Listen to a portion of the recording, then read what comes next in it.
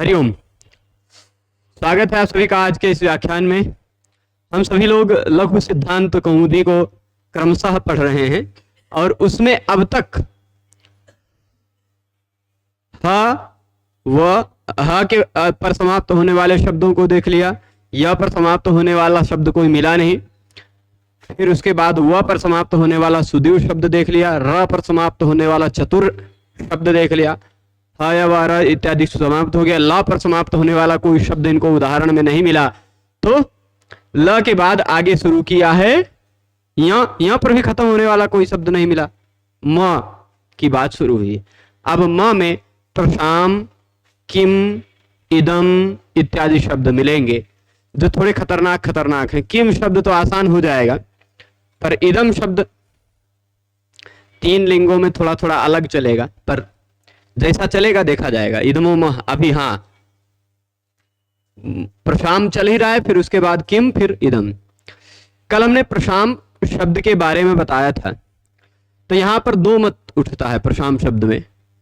कल एक थोड़ा सा पूरा बात तो बता दी थी प्रशाम शब्द की, लेकिन फिर भी एक मत यहां है, कहां गया,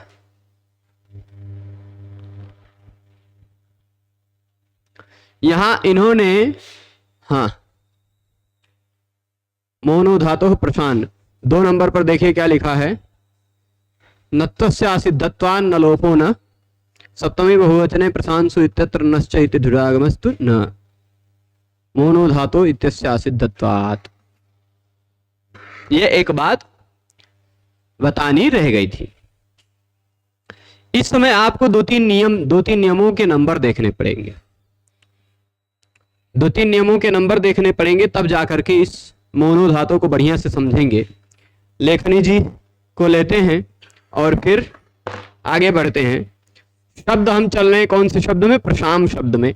प्रशाम शब्द का किस तरह से रूप बनता है वह देखा था हमने अजादि विभक्तियों में।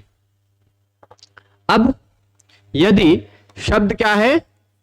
प्रशाम, प्रत्यय का पहला वर्ण स्वर वर्ण है तो खाली जोड़ते जाइए, प्रशामो, प्रशामः, प्रशामम, प्रशामो, प्रशामः, प्रशामा, प्रशामे, भाई है ना। स्वर वर्ण है तो खाली जोड़ते जाइए, कुछ नहीं करना है। मे का लगा ए, प्रशामे, ngसी, ngस, शस, जस, इन सब का लगा अस तो प्रशामः, ओस प्रशामोह, गी प्रशामी, ओस प्रशामोह, ऐसे सब चल जाएगा। आम तो प्रशामाम, स्पष्ट है। पर यदि प्रत्यय का पहला वर्ण स्वर वर्ण ना हो करके व्यंजन वर्ण है तो यहां पर इसकी हल्ग्याभ्यो दीर्घा श्रुति से प्रथम हल से समाप्त हो जाएगा या खत्म हो जाएगा। सु में से स बचा रहेगा, वो खत्म हो जाएगा, ठीक है, क्योंकि हलंत शब्द के बाद आ रहा है। अब पद का अंतिम वर्ण न आ रहा है, पद का अंतिम वर्ण म आ रहा है। यह क्या कहता है कि धातु का अंतिम वर्ण यदि म हो, क्या हो? धातु का अंतिम वर्ण म हो, वही पद के अंत में आ रहा हो, तो उस म के स्थान पर न हो जाया करता है, ठीक है। ये रहा धातु का अंतिम वर्ण शम उपशमय धातु था, शम धातु का अंतिम वर्ण है म, वही पद का अंतिम वर्ण हो गया है, तो उसके स्थान पर न हो जाएगा। क्या बन जाएगा? चलिए ये रहा प्रशान, ठीक है। अब जरा आगे देखिएगा, जब भ्याम प्रत्यय लगेगा तब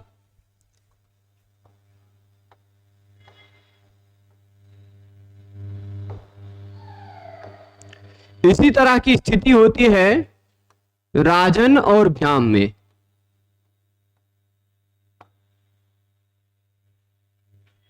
राजन और भ्याम में ऐसे ही लग रहा है ना, दोनों जगह न और न के बाद भ्याम है। राजन और भ्याम में न का, अच्छा प्रशाम था, मोनो धातु कर लेंगे यहां भी ना, प्रशाम था, पहले प्रशाम था, ठीक है। मान लीजिए पहले क्या था? प्रशाम, भ्याम। अब भ्याम प्रत्यय लगे रहने के कारण उससे पहले भी आ रहा है, फिर भी यह पद माना जाएगा स्वादिष्ट सर्वनाम स्थाने सूत्र के आधार पर। सु इत्यादि कोई प्रत्यय पर में हो जो प्रत्यय सर्वनाम स्थान प्रत्यय ना हो और उस प्रत्यय का पहला अक्षर या के सिवाय कोई व्यंजन वर्ण हो, तो उससे पहले की पद संज्ञा हो सकती है। तो ये पद संज्ञा है, पद का अंतिम वर्ण धातु का म आ रहा है, इसलिए उसके जगह पे न हो जाएगा, तो प्रशान यहां बन जाएगा, प्रशान भ्याम। अब न का या राजन भ्याम और प्रशान भ्याम जैसी एक जैसी स्थिति है, पर राजन में न का नलोप प्रातिपदिकांत से लोप हो जाता, यहां लोप नहीं हो पाएगा। क्यों? कारण क्या है? राजन में तो राजभ्याम बन जाएगा, पर यहां प्रशान भ्याम ही रहेगा। क्यों? इसके बारे में कल मैंने चर्चा नहीं की थी। आप जरा देखेंगे इस मोनो धातु सूत्र से जो मां को ना कर रहा है, मां को ना कर रहा है, उस सूत्र की अपेक्षा जब आप नलोपा प्रातिपदिकांत सूत्र देखेंगे तो 8.2.7 के आसपास मिलेगा। है 8.2.7 नलोप प्रातिपदिकांत से। अब बताइए, नलोप प्रातिपदिकांत प्रातिपदिक के अंतिम वर्ण प्रातिपदिक संज्ञक जो पद है, प्रातिपदिक संज्ञक जो पद है उसके अंतिम वर्ण न का लोप कर देता है। तो देखिए ये रहा, प्रातिपदिक संज्ञक भी है, पद भी है ना। एक देश विकृतम अनन्यवत के नियम के आधार पर देखा जाएगा तो प्रातिपदिक संज्ञक भी है और पद भी है। उसका अंतिम वर्ण न है, इसका लोप कर डालो, है ना। पर जरा नंबर जब आप देखेंगे तो मां को ना करने वाला नंबर है 8.264। यह सूत्र बाद का है, इस सूत्र की अपेक्षा असिद्ध है। नलोप प्रातिपदिकांत से सूत्र को यह पता ही नहीं चल पाएगा कि इस सूत्र ने क्या किया है, क्योंकि बाद वाले सूत्र के द्वारा जो कार्य होता है त्रिपादी में, विशेष करके 8वें अध्याय के दूसरे पाद, तीसरे पाद और चौथे पाद में, बाद वाले सूत्र के द्वारा जो कार्य होता है वह कार्य पूर्व के सूत्र को नहीं पता चल पाता है। ठीक है, इसी कारण होगा क्या, प्रशान और भ्याम में फिर यहां पर आप ध्यान दीजिएगा तो न का लोप हो पाएगा क्या? नहीं। नलोप प्रातिपदिकांत की दृष्टि में यह न होना असिद्ध हो जाएगा, इसलिए नलोप प्रातिपदिकांत को वहां पर म ही दिखाई पड़ेगा, तो वह लोप नहीं कर पाएगा। तो प्रशान भ्याम, प्रशान भी, प्रशान भ्याम, प्रशान भ्यः, प्रशान भ्याम, प्रशान भ्यः, ऐसा सब जगह आप बना लेंगे। ना को मोनो धातु खाली लगाना है पद संज्ञा होने के कारण। स्पष्ट है? अब इसके बाद जब प्रत्यय का पहला वर्ण स्वर वर्ण था तो कोई दिक्कत ही नहीं थी। प्रत्यय का पहला वर्ण व्यंजन वर्ण है, तभी हमें देखना है प्रसाम के बाद सु प्रत्यय लगा रहे हैं, प्रसाम के बाद सु प्रत्यय लगा रहे हैं। जरा यहां पर एक सूत्र आप निकाल कर देखिएगा, कहां पर है? नश्च। नश्च, क्योंकि यहां पर दो मत है। मुझे जहां तक लगता है कि भैमी व्याख्याकार जो भीमसेन शास्त्री जी हैं, उन्होंने थोड़ा सी गड़बड़ी कर दी है संभवतः। अभी देखते हैं, अभी उस पर मीमांसा करते हैं, विचार करते हैं कि क्या होना चाहिए। आप सभी अभी तक जितना नियम पढ़े उसके हिसाब से क्या उचित लगता है वो भी देखिएगा। तो प्रशाम के बाद सु है। यहां पर प्रत्यय का पहला वर्ण स्वर व्यंजन वर्ण है, य अथवा अच नहीं है, यानी कि स्वादिष्ट सर्वनाम स्थाने से इसकी पद संज्ञा हो जाएगी। ये चिभम सूत्र के द्वारा पद संज्ञा का बाध नहीं हो पाएगा। 8.3.30 पर नश्च सूत्र जो डहसी धुट के बाद वाला सूत्र है 8.3.30 है। कौन सा सूत्र? नश्च। ठीक, अब ध्यान दीजिएगा। प्रशान सु मोनो धातु ने क्या कर दिया? मां के स्थान पर ना कर दिया। ठीक, मां के स्थान पर क्या कर दिया? ना कर देगा कि नहीं? प्रशाम को प्रशान बना देगा। क्यों बना देगा? क्योंकि धातु का मां है और उसकी पद संज्ञा भी है, तो यह प्रशाम क्या बन गया? प्रशान बन गया। अब मां को ना करने वाला नियम कौन सा है? यह 8.2.64 है ना। और जो हम नियम पढ़ रहे हैं नश्च, यह कितने नंबर पर है? 8.3.30 पे है ना, पक्का। तो 8.3.30 और 8.2.64 में आपको पता है कि मोनो धातु सूत्र ने जो कार्य किया वह नश्च सूत्र को पता है। पता है ना, नश्च सूत्र को पता है कि मोनो धातु ने क्या किया है। तो यहां पर न हुआ है ऐसा नश्च को पता है कि नहीं। तो नश्च क्या करेगा, न के बाद दंत सा आता हो, न के बाद दंत सा आता हो तो नश्च सूत्र से न के बाद दंत सा आने पर धुट आगम हो जाया करता है स को। ठीक, डह सी धुट जो था, डह सी धुट, उसी से सी और धुट की अनुवृत्ति आ रही है। नश्च सी धुट, यह तात्पर्य लेना है। न के बाद स आ रहा हो तो धुट आगम हो जाएगा। तब देख लीजिए ऐसा हो जाएगा, विकल्प से आगम होगा धुट। जब विकल्प से धुट आगम नहीं होगा तो प्रशांत सु ऐसा बना लीजिएगा आप जोड़ के। जब धुट आगम नहीं होगा तो प्रशांत सु आप ऐसे जोड़कर बना लेंगे। पर जब धुट आगम हो जाएगा तो प्रशांत, धुट और सु, धुट का क्या बचेगा, केवल ध। अब सु में जो स है वह खर प्रत्याहार का वर्ण है। खर प्रत्याहार का वर्ण हो तो उससे पहले आने वाले झल के स्थान पर चर हो जाया करता है, इसीलिए इस ध के स्थान पर चर होकर ता आ जाएगा। तो प्रशांत सु, प्रशांत सु, ऐसा रूप बना।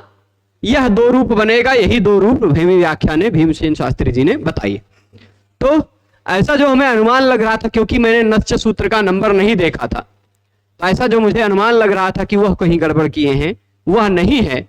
इस पुस्तक में थोड़ी बहुत वो है, विप्रतिपत्ति है। जैसे अब देख लीजिए, इसी में यहां प्रशांत सु का प्रशांत सु बनाने के बाद यहां देखिए प्रशांत शब्द पर 2 नंबर लिखा है, और इस 2 नंबर का आप ध्यान से यहां नीचे फुटनोट देखेंगे तो यहां क्या लिखा है, नत्वस्य असिद्धत्वाद नलोपो न। ये बात आप समझ गए होंगे। मोनो धातु सूत्र से जो आपने न किया वह तो नलोप प्रातिपदिकांत की दृष्टि में असिद्ध है, इसलिए नलोप नहीं हो पाएगा।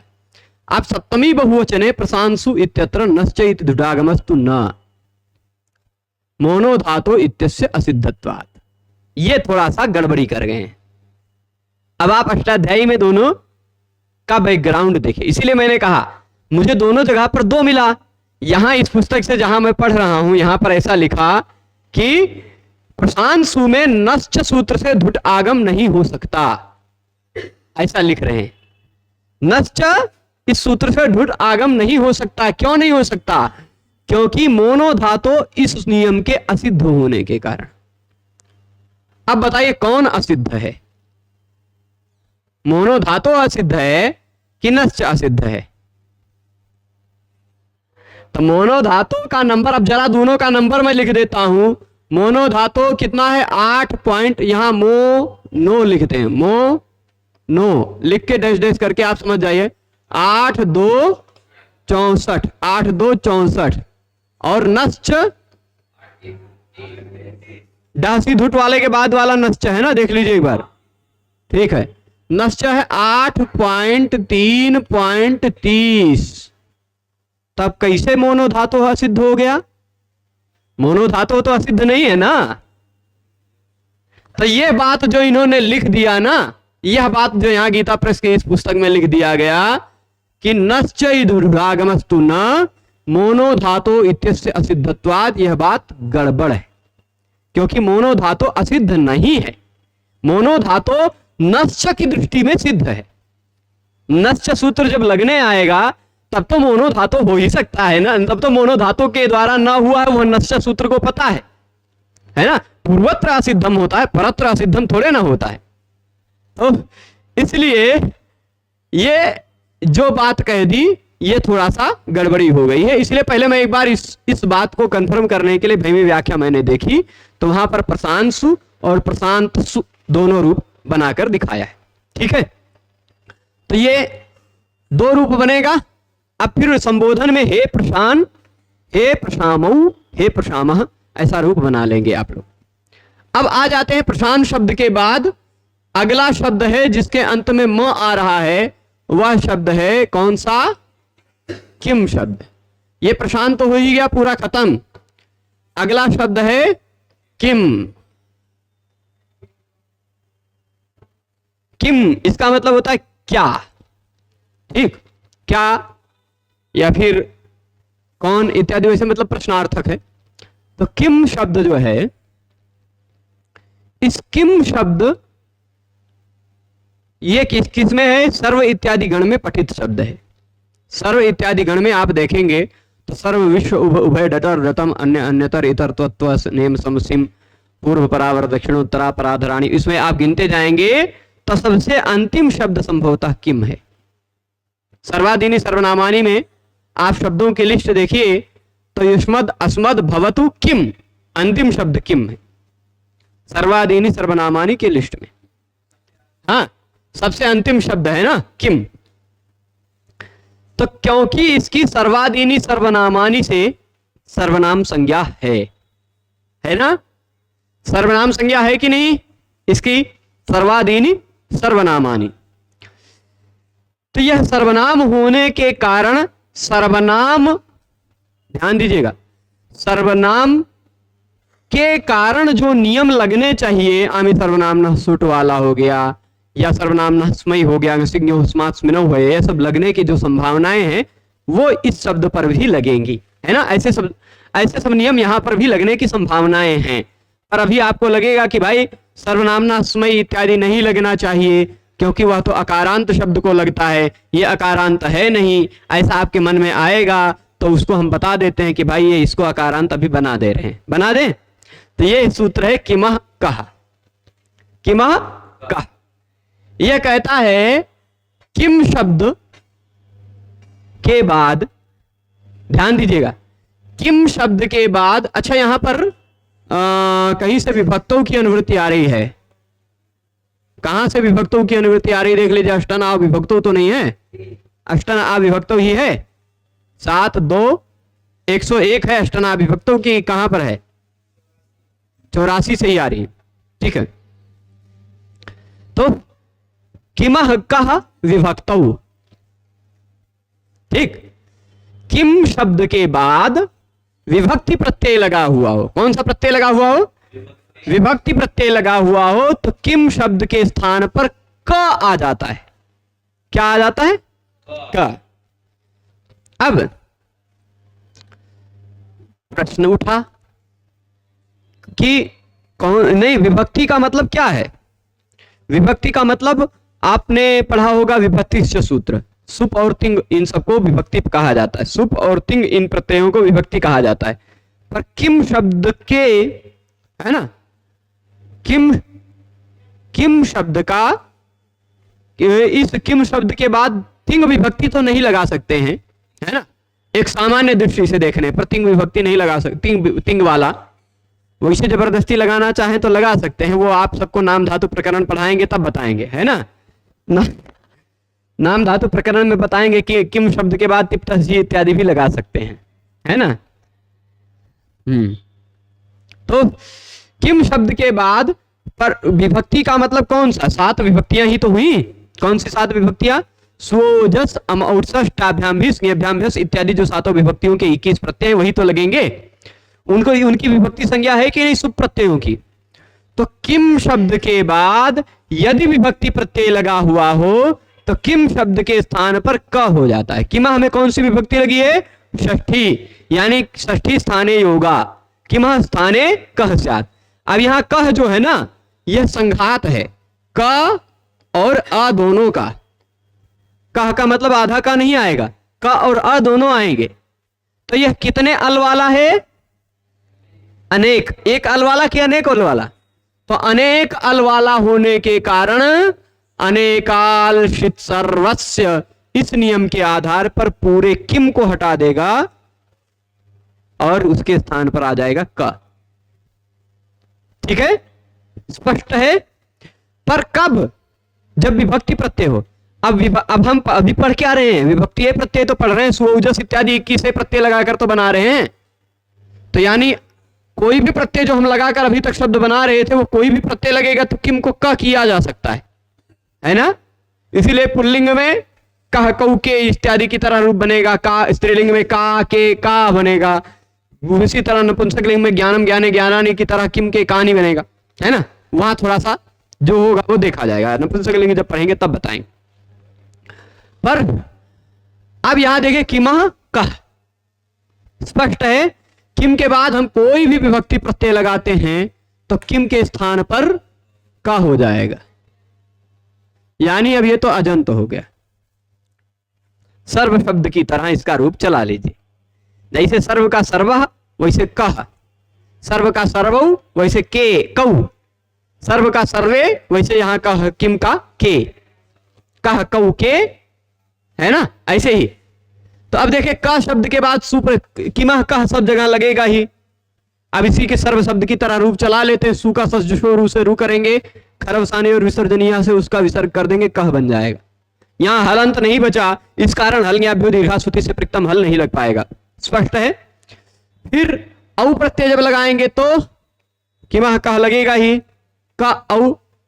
पहले यहां पर वो वृद्धि रेचि से वृद्धि होने लगेगी, ठीक, लेकिन उसको रोक करके प्रथम पुरुष वर्ण दीर्घ करने लगेगा, तभी नादिची उसको रोक लेगा और नादिची को रोकने के बाद फिर वृद्धि रेचि से वृद्धि हो जाएगी। ठीक है, तो का औ कौ बन जाएगा।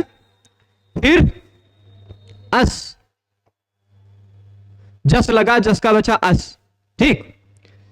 अब जश शशो नहीं, जशशी, जशशी सर्वनाम संज्ञक, अकारांत सर्वनाम संज्ञक शब्द हो तो उस जस के स्थान पर हो जाता है शी, हो जाता है। शी में से बचेगा का, ई। अब जोड़ लीजिए का ई, आद गुणा से गुण करके के बन जाएगा, के, कह कौ के। इतना तक बन गया किम शब्द में। अब फिर किम अम, किम के बाद आपने लगाया अम, किम अम, किमह कह ने क कर दिया, क अम, अमी पूर्वा से पूर्व रूप करके कर दिया आपने कम, ठीक, क्या बन गया, कम। ठीक है, आगे आउट लगाएंगे, चाहे संबोधन वाला भी औ लगाएंगे तो संबोधन वैसे लगेगा नहीं है, शब्द का सर्वनाम शब्द का संबोधन नहीं होता है। हे किम ऐसे थोड़े ना पूछेंगे किसी को, हे किम, वो किम जोंग वाला किम नहीं है, उसको बुला नहीं सकते हे किम करके। हे किम वाला किम होगा तो बात अलग है। तो अब ये किम, किसी ने इसे बनाया था जोक्स टाइप का कि भवतः ना, किम जोंग्स का और डोनाल्ड ट्रंप का वीडियो बनाया था, है ना, कि डोनाल्ड संस्कृत में डबिंग कर दी थी उसकी। ये संस्कृत में जैसे संस्कृत संभाषण शिविर पढ़ाने जाते हैं ना, तो मम नाम अरुणा भवतः नाम किम ऐसे पूछते हैं।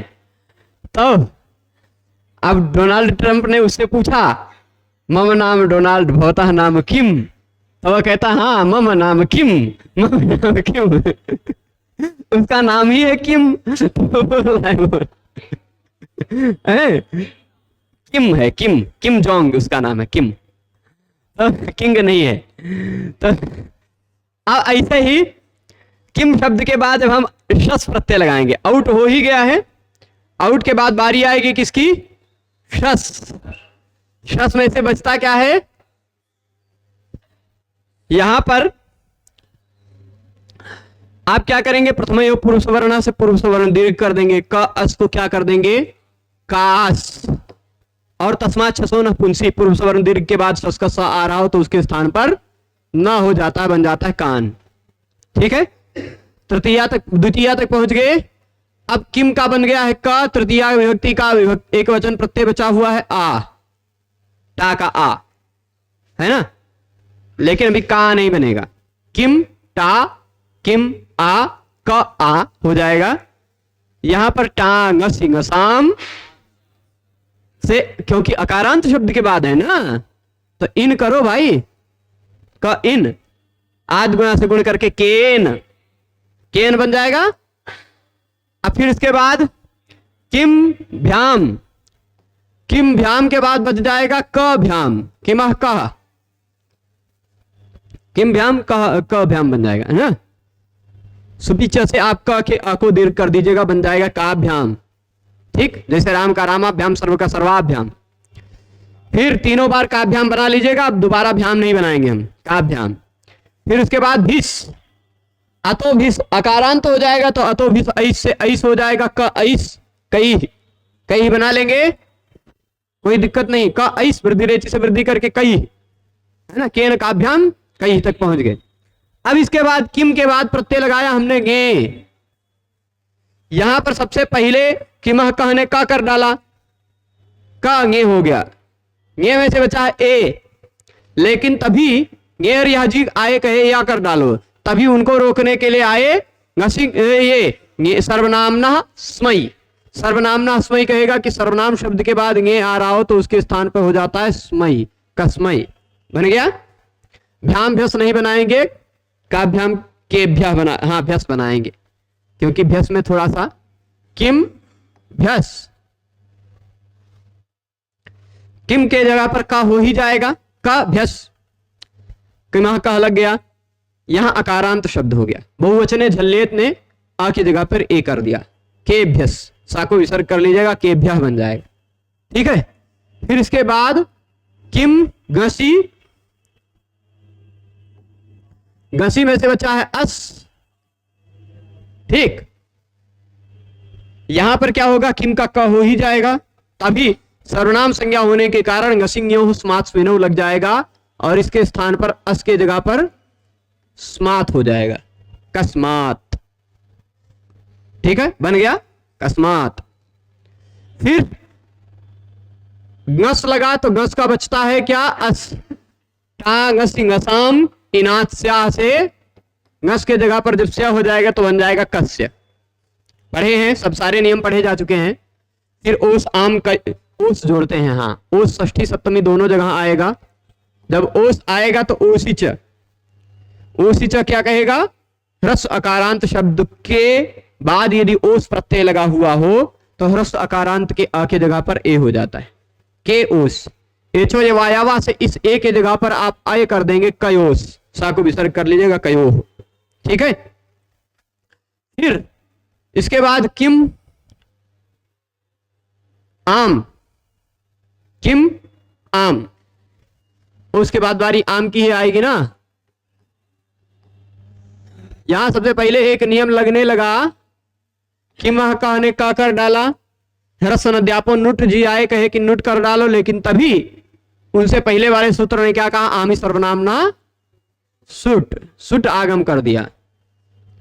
सुट में से टा की हलंतम से इत संज्ञा, ऊ की उपदेशे जनुनासिक से इत संज्ञा, तस्य लोपा से लोप, का साम। आम जो था वह आम अब बन गया क्या, साम। ठीक, का साम। अब बहुवचन का प्रत्यय है कि नहीं है, साम, उसका पहला वर्ण झल है तो बहुवचन झल्लेत से आ को ए हो जाएगा, के साम।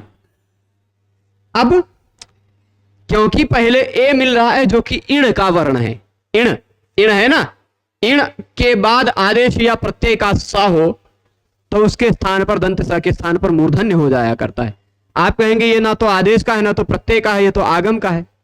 तो हम बताते हैं कि यदागमास तद्गुणी भूतास तद्ग्रहणेन गृह्यन्ते, एक ऐसी परिभाषा है, जो कोई भी आगम होता है वह जिसको होता है उसी का गुण बन जाता है और उसी के ग्रहण से गृहीत होता है। तो अब आगम भले ही यह सुट हुआ है, यह आगम है, लेकिन प्रत्यय को हुआ है, इसलिए यह भी प्रत्यय ही बन जाएगा, प्रत्यय के ग्रहण से ही इसका भी ग्रहण हो जाएगा। ठीक है, तो के शाम यह प्रत्यय का सा है ऐसा मान लेंगे और इसको मूर्धन्य श कर देंगे, के शाम बन गया। ठीक, के शाम बना। इसके बाद गी प्रत्यय लगाते हैं, गी में बचता है ई, लेकिन यहां गसिंग यो, ये किम को किमह कह, किम को का कर देगा और गसिंग यो स्मात स्मिनो से इस गी के स्थान पर आ जाएगा स्मिन, कस्मिन। ठीक, बन गया। फिर इसके बाद कस्मिन, फिर ओस तो कयोह, सुप लगा तो केशु, किम सु क सु, बहुवचने झल्लेत से आ को ए कर दीजिएगा, के सु, फिर आदेश प्रत्यय से मूर्धन्य कर दीजिएगा, केशु।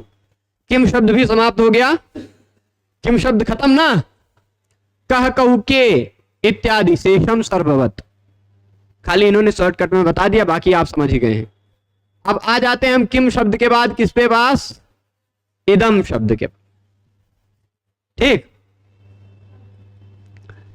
इदम शब्द लेते हैं, यहां लिखते हैं हम का, यहां ऐसा मत सोचिएगा कि ये हलंत शब्द है तो इसके बाद प्रत्यय का पहला वर्ण स्वर वर्ण रहेगा तो कुछ भी कर लेंगे, ऐसा मत कीजिएगा, ये सबसे खतरनाक शब्द आ रहा है अभी तक। ठीक है, अभी तक का जो इतना ज्यादा रूप परिवर्तन करने वाला गिरगिट, गिरगिट प्रजाति का शब्द है यह, बहुत ज्यादा स्वरूप बदलेगा यह, है ना। इदम, इदम शब्द जो है, मैं गिरगिट प्रकृति इसलिए बता रहा हूं क्योंकि आप इसको पहचानना भूल जाएंगे कौन सा शब्द है, कैसे इदम का अयम बन जाएगा, पूरा पूरा बदल जाएगा। आप कुछ लोग जो नया पढ़ रहे होंगे वो कहेंगे ये तो अय शब्द है, अय शब्द नहीं है, इदम शब्द है। कैसे? तो इदमो मह सबसे पहले, ठीक, इदमो मह। तो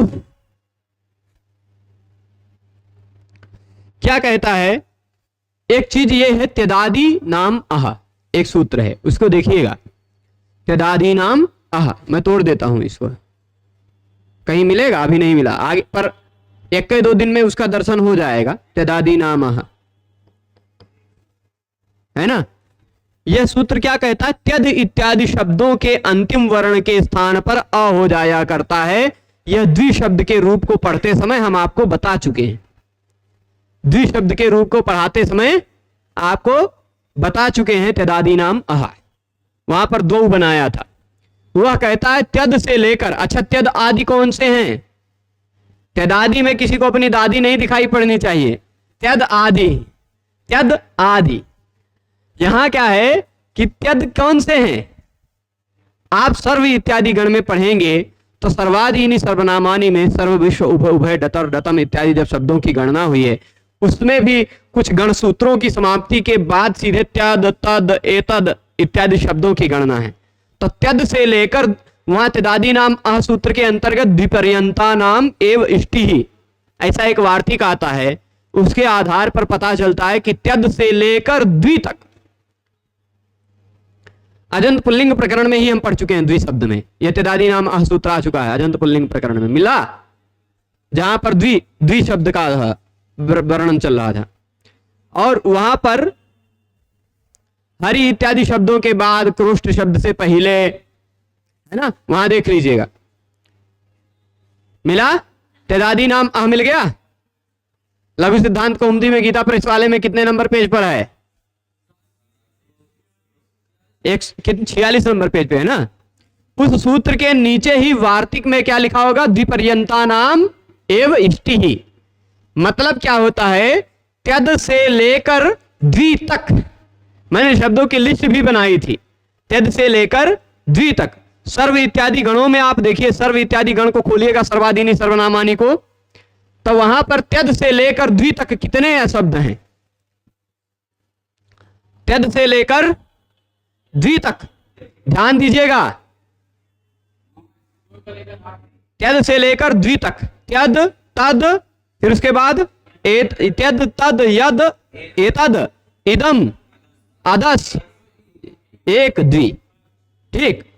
यह जो शब्द है इसमें इदम है कि नहीं है ना?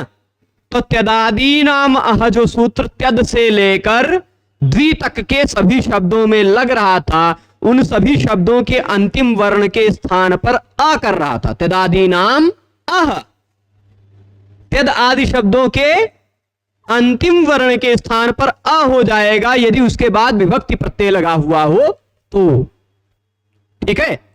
तो इसीलिए त्यद का बन जाता था त्यह, है ना। तद का तदो सह सह से स हो जाता है, इसलिए सह बन जाता है। तद का त पहले बनता है, त को स हो जाता है ना। फिर उसके बाद इसी तरह एतद एशाह हो जाता है, अंतिम वर्ण जो द है उसके जगह पे आ जाता है, ठीक। त्यदादि नाम अह इत्यादि नियम लगकर, तो उस वह नियम यहां भी लगना चाहिए था।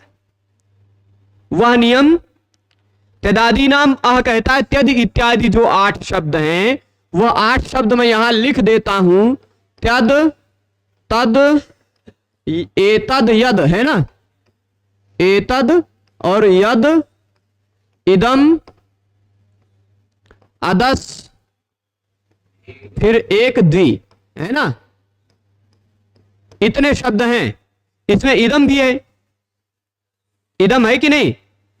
तो इदम शब्द होने के कारण तेदादी नाम अह से इसके अंतिम वर्ण के स्थान पर, अच्छा द्वि के अंतिम वर्ण ई के स्थान पर आ हो गया था तो दो बना था, है ना? नहीं, हरि की तरह हरि नहीं बन गया था, द्वि ऐसा नहीं बना था, दो बन गया था। क्यों? तेदादी नाम अह लग जाता है वहां। ठीक, तो तेदादी नाम अह सूत्र लग करके इस इदम के अंतिम वर्ण म के स्थान पर क्या होने लगा? वह तेदादी नाम अह ने कहा कि मां को हटा दो, उसके जगह पे आ कर डालो। ठीक है, ऐसा कहा, तभी इदमो मह, तेदादी नाम अह के बाद का सूत्र है इदमो मह।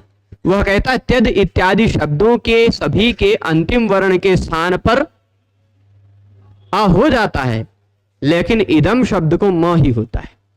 तो अब इदम शब्द में ऑलरेडी अंतिम वर्ण म है, उसके जगह पे म कर डालो, म ही रह जाएगा। यानी यह तेदादी नाम अह सूत्र का यह अपवाद है। तेदादी नाम अह सूत्र को रोक करके यह म के स्थान पर म ही कर देता है। यह क्या कहता है? सौ, यानी सु प्रत्यय लगा रहे तभी, सभी जगह नहीं। सौ, सौ मतलब सु प्रत्यय लगा हो पर में। ठीक, सु प्रत्यय लगा हुआ हो तो इदम के अंतिम वर्ण के स्थान पर म हो जाता है। तेदाद्यत्व अपवाद, तेदादी से जो तेदादी नाम अ से जो अ हो रहा था उसका यह अपवाद है। तेदादी अत्व अपवाद, तेदादी जो अत्व अविधान हो रहा था, ह्रस्व अ हो जा रहा था, उसका अपवाद हो जाएगा। तो इस म के जगह पे म ही आएगा तो इदम रहेगा। ठीक, इदमो मह आप समझ गए होंगे क्यों यहां आया, यह कारण समझ गए होंगे। मां तो था ही, उसको मां करने की क्या आवश्यकता पड़ गई, क्योंकि मां नहीं करते तो इदा हो जाता, इदा हो जाता, ये मां गायब हो जाता, उसके जगह पे आ चुका होता है ना? स्पष्ट है। अब सु प्रत्यय लगा था, पहले इदम शब्द के बाद कौन सा प्रत्यय लगा था? सु, तभी यह नियम लगा इदमो मह। ठीक, अब इदोय पुंसी, इदोय पुंसी, यह क्या कहता है? इदमह नहीं कहा, इदमोय, इदोय।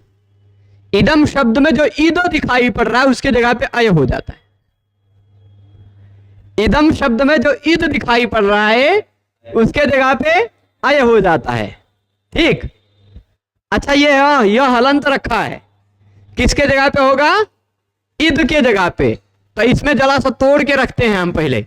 इदम में देखिए, तोड़ डालें इदम को, ई द अ म, इदम ऐसे ही है ना? इदोय पुंसी ने क्या कहा कि इदम शब्द यदि पुल्लिंग में हो तो उस इदम शब्द के ईद के स्थान पर आय हो जाता है।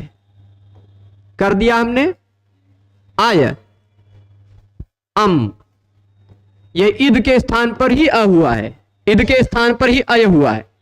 तो अय अम स हुआ इदोय पुंसी। बड़ा रूप बदल रहा है। था इदम, कहां आ गए? अयम। ठीक, हल आप जो दीर्घाश्रुति से प्रथम हल से खत्म कर दीजिएगा, बन जाएगा अयम। हलंत शब्द होने के कारण हो जाएगा। मोनो धातु यहां नहीं लिख पाएगा क्योंकि यहां म तो है लेकिन वह धातु का नहीं है।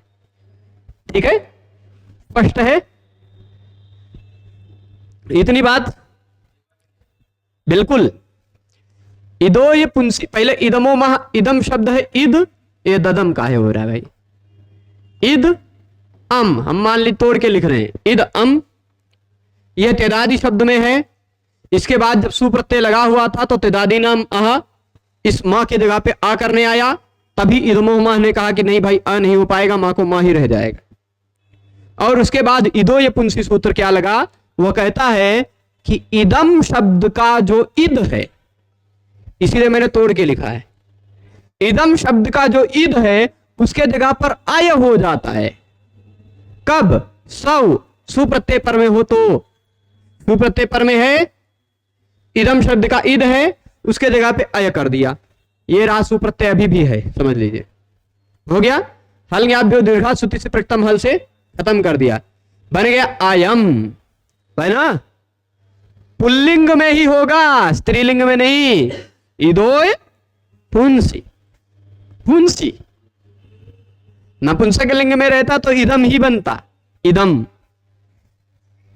है ना? लेकिन पुल्लिंग में है तो इदोय पुंसी लग जाएगा। स्पष्ट है?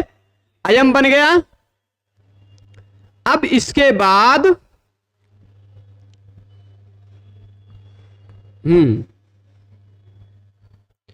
अब इदम शब्द ही है, इसके बाद प्रत्यय लगाते हैं हम। इदम सु लगकर तो देख लिया है हमने, औ लगाते हैं। ठीक है, कौन सा प्रत्यय लगाते हैं? औ। इदम औ। अब कुछ लोग इदमो बनाने लग जाएंगे, नहीं, यहां थोड़ा सा, क्योंकि इदमो मह जो नियम लग रहा था वो कब लग रहा था? केवल सौ। जब केवल सु प्रत्यय रहेगा तभी, औ प्रत्यय है तब तो नहीं लग पाएगा ना इदमो मह। तो वह इदम के अच्छा, तेदादी नाम आह, जरा इस प्रकरण को निकालिए तो ना, इदमो मह का साथ दो प्रकरण निकालिए। वहां ऊपर जहां तेदादी नाम ऊपर तो ही तो था, तेदादी नाम आह कितने नंबर पर है? 102 नंबर पर है ना तेदादी नाम आह। और ये कहां पर है? 108 पर, यानी उसी प्रकरण में है। पर तेदादी नाम आह में ऊपर से 84 कितने नंबर से? विभक्तों की अनुवृत्ति आ रही है, अष्टन आ विभक्तों से विभक्तों की अनुवृत्ति आ रही है तेदादी नाम आह में, है ना। यानी तेदादी नाम आह सूत्र कब लगता है? जो अभी दादी वाला सूत्र मैंने बताया था, वह तेदादी नाम आह लगता है विभक्ति प्रत्यय परे रहते पर। और ये जो इदमो मह है, इससे पहले कहीं सौ आ रहा है, अनंग सौ है क्या है? इससे पहले सावर्ण ढुआ है शायद ना, हैं? यह सौ, हाँ यह सौ, वहां से सौ की अनुवृत्ति आ जाती है। किसके? तेदादी नाम माह के बाद में, पर इदमो माह के बाद पहले है। अच्छा, इदमो माह के, तो हाँ ठीक है ठीक है ठीक है, तो आहु सौ है, नहीं लिखा है तो क्या हुआ? वहां से सौ की अनुवृत्ति आ रही है, वो कुछ कुछ छोड़ दिया है उन्होंने, कुछ कुछ को मोटा करना छोड़ दिया। इसीलिए इस पुस्तक का संपादन मैं करना चाह रहा था कि एक बार इसको और शुद्धिकरण किया जाए। कई जगह पर जहां पर अनुवृत्ति है वहां सही सही निर्देश नहीं किया है, कई जगहों पर, एक दो जगह नहीं, कई जगहों पर ऐसा है। तो त्वाहु सौ, उस सूत्र से सौ की अनुवृत्ति आ जाती है। सौ यानी सु प्रत्यय पर में रहेगा तब, सु प्रत्यय परे रहेगा तभी इदमो मह लगेगा। और तेदादी नाम आह तो सभी विभक्ति प्रत्ययों में लग सकता है ना। तो सु प्रत्यय परे रहने पर इदमो मह ने तेदादी नाम आह को रोक लिया, लेकिन जब सु प्रत्यय के सिवाय कोई प्रत्यय लगा तब नहीं रोक पाएगा इदमो मह। तो इदम वैसे का वैसा है, देख लीजिए, इदम औ, एक मिनट, अब तेदादी नाम आह करता क्या है वह देखिएगा। ये रहा ई, वैसे का वैसा उतार लिया, ये रहा द, तेदादी नाम आह मतलब त्यदि इत्यादि 8 शब्दों के अंतिम वर्ण अलोन्त्य से नियम लगेगा, अंतिम वर्ण के स्थान पर आ हो जाता है। ये मां हटा, उसके जगह पे आ गया अ, इद अ औ। ठीक, स्पष्ट, स्पष्ट हो गया ना, मतलब स्पष्ट हुआ। अब इसके बाद अतो गुणे आयम बना, देखिए इदोय इदमः इदोय सौ पुंसी, यहां तक पहुंच गए, आयम बना लिया, तेदादी अत्वे। अब क्या लिख रहे हैं? तेदादी अत्वे, औ लगाने पर तेदादी आ कर डाला। जब औ प्रत्यय लगाया हमने तो तेदादी नाम आह सूत्र से आकर डाला, तब क्या होगा? तेदाद्यत्वे, तेदादी, तेदादी गण होने के कप में गिने हुए के कारण अत्व कर दिया, तेदादी अत्वे। ठीक, अ किया, ये किया कि नहीं? अत्व कर दिया, तब क्या लगेगा? अतो गुणे, अतो गुणे। यह बात क्या कह रहा है कि अपदांत अ होना चाहिए। कैसा? अपदांत अ हो, यानी पद का अंतिम वर्ण अ ना हो, अपदांत अ हो, और उसके बाद फिर कोई गुण हो। अपदांत अ हो, उसके बाद कोई गुण हो, तो गुण मतलब क्या? व्हाट इज गुण? गुण मतलब आ हो, ए हो, ओ हो। ठीक, अपदांत आ के बाद कोई गुण वर्ण हो, गुण संज्ञक वर्ण मतलब आ ए ओ में से कोई भी हो। अब वह गुण विधान के कारण आया हो चाहे जैसे आया हो, लेकिन है गुण संज्ञा है कि नहीं, उसकी आ की गुण संज्ञा है कि नहीं। तो यह क्या कहा, अच्छा यहां पर देख लीजिएगा अपदांतात की अनुवृत्ति कहां से आ रही है अतो गुणे में, उससे पदांतात से है क्या, अपदांतात की अनुवृत्ति कहां से आ रही है, 6:197 से पहले कहां से है। अब वो 6:195 के आसपास ही कहीं अपदांतात की बात आ रही होगी।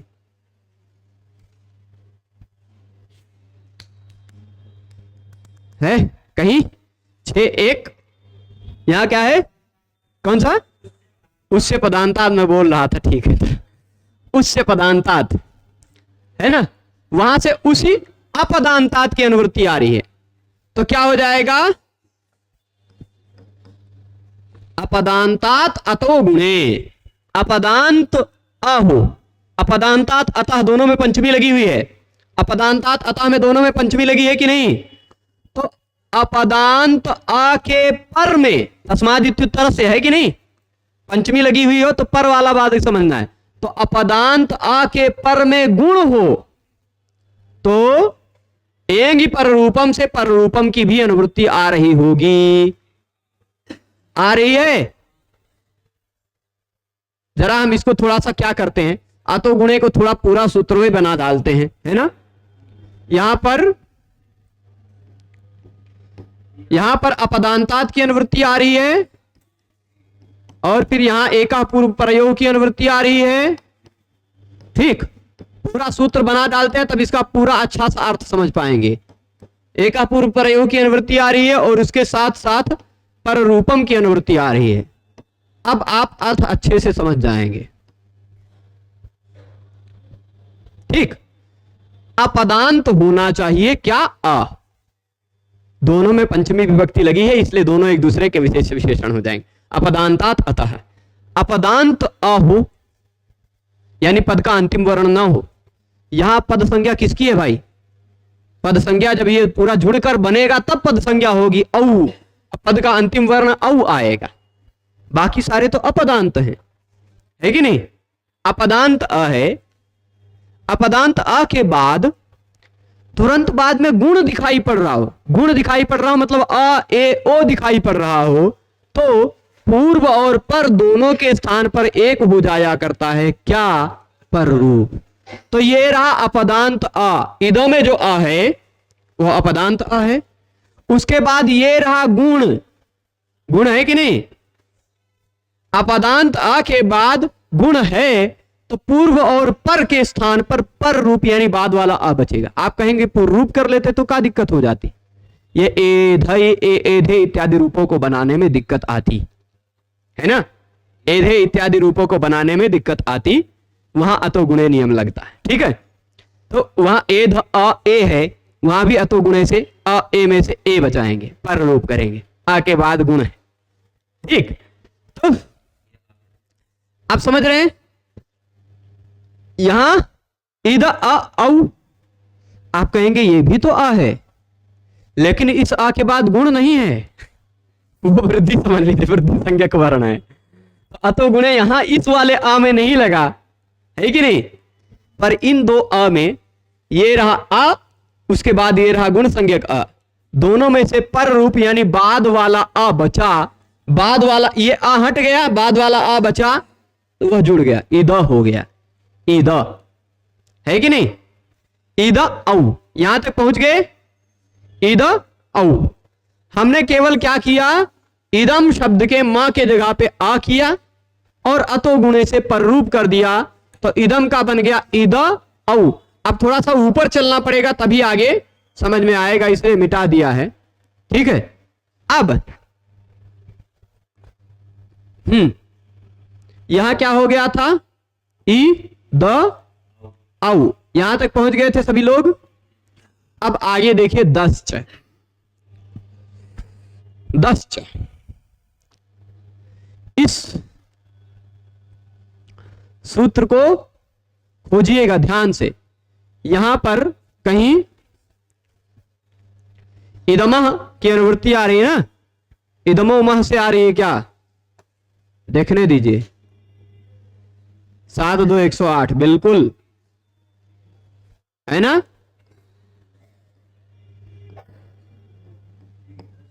इदमो मह, इसी से पहले 108 नंबर सूत्र है ना। इदमो मह था, वो क्या कर रहा था, इदम शब्द के अंतिम वर्ण म के स्थान पर तदादी नाम अह से जो आ हो रहा था उसको म कर दे रहा था। लेकिन अब वही इदमो मह जब यहां पर अनुवृत्ति होकर आ जाएगा तो वह क्या कहता है, इदम शब्द के द के स्थान पर भी म हो जाता है।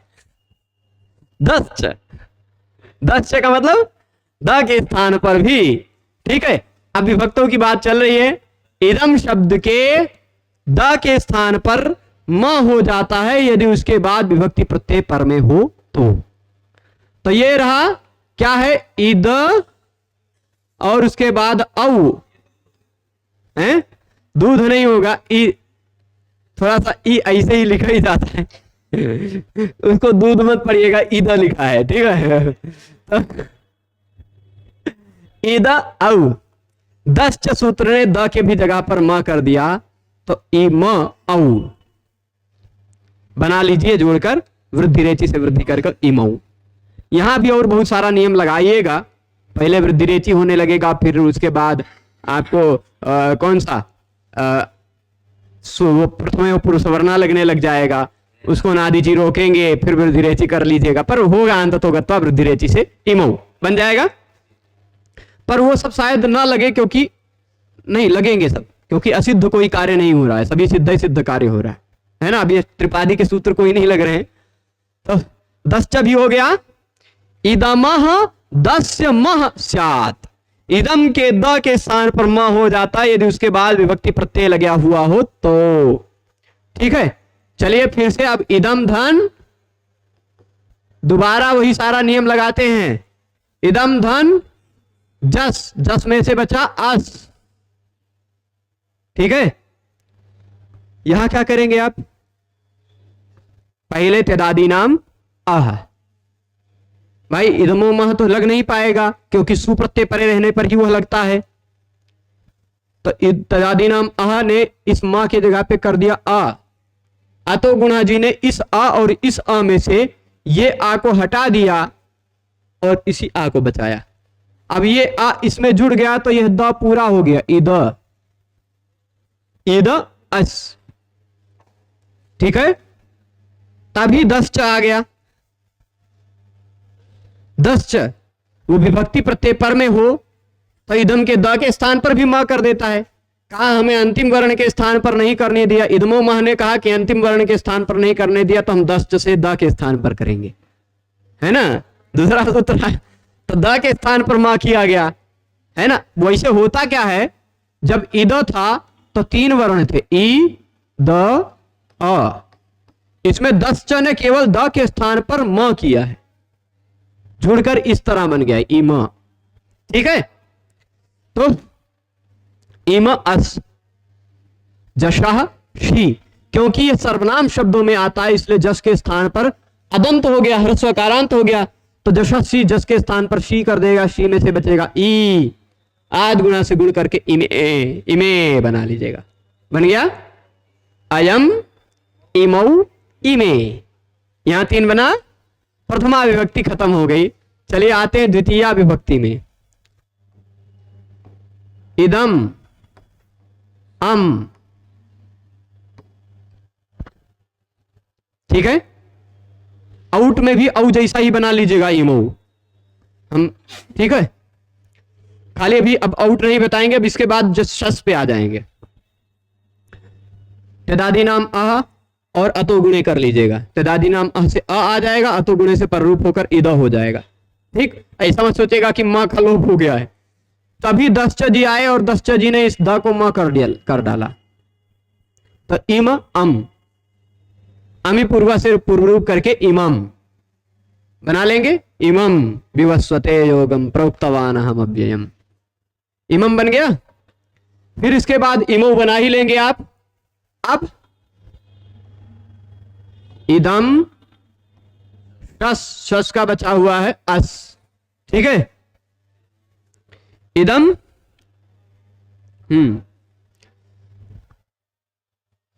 त्यदादेः संबोधनम नास्ति इत्युत्सर्ग, है ना। ये सामान्य बात है कि त्यद आदि शब्दों का संबोधन होता ही नहीं, ये कहा गया इनको। तो इदम अस हो गया। फिर त्यदादि नाम अह, अतो गुणे और 10 ये 3 लगाकर इमस, ठीक। फिर वो क्या लग जाएगा, प्रथम यो पूर्व सवर्ण से पूर्व सवर्ण कर देंगे तो इमास, और सा को तस्मात् छसो नपुंसी से पुल्लिंग कर देंगे ईमान, ईमान हो गया। अब थोड़ा और गिरगिट की तरह रंग बदलेगा, है इदम, उसके बाद प्रत्यय लगाया टा, ठीक।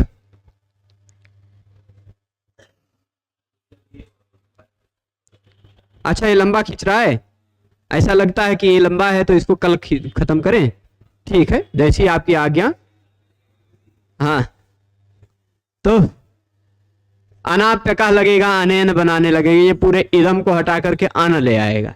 और जब अन हो जाएगा, जब अन हो जाएगा तो टांग सिंह सामिनाचा से इन होकर अन, इन अनैन, वो अनैन आभ्याम इत्यादि लगाइएगा, फिर चलेगा, ठीक है। शब्द इदम बनेगा आभ्याम, कैसे सब हो जाता है वो आप सब देखेगा, ठीक है। तो चलेगा। अब आप कह रहे हैं तो यहीं पर रोकते हैं। सभी लोग जुड़े रहे उसके लिए सभी को बहुत बहुत धन्यवाद। नमो नमः।